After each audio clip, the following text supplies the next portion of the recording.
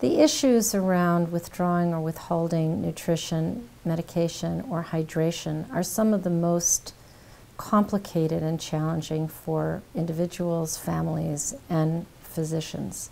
Jewish sources differ on this subject. Some believe that it is permissible to make that decision in the case of a terminal illness, while others suggest that as long as there is life, we don't withhold nutrition, medication, or hydration under any circumstances. When I was a congregational rabbi, I had a congregant who called me. Her husband was an end-stage Parkinson patient, and he no longer could swallow, eat, communicate, or move. And he had developed pneumonia, and she wanted to know whether it was okay for her to not give him an antibiotic.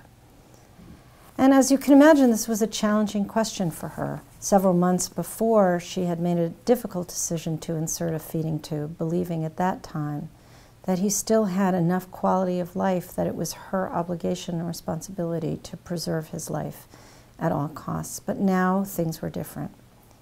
Of course, my job was mainly to listen to her and to get a sense of the values that were driving her decision.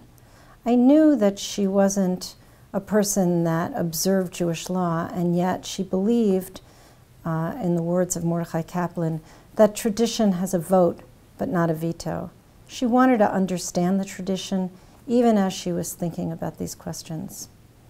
And what we discussed together was the notion that while Judaism holds a high value to the preservation of life, it also does not require us to prevent the natural process of dying.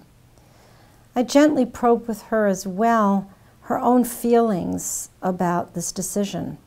If she decided to withhold the medication, would she in fact feel relief upon his death, knowing that he was out of pain, or would she feel guilty, feeling that she had caused it? I think those were also very important questions to discuss with her.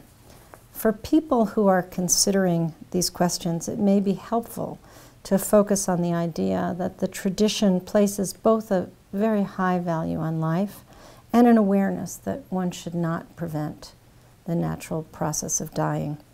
Our responsibility as facilitators is to help people think through these possibilities and help them be clear with those that they have designated to speak on their behalf when they no longer can.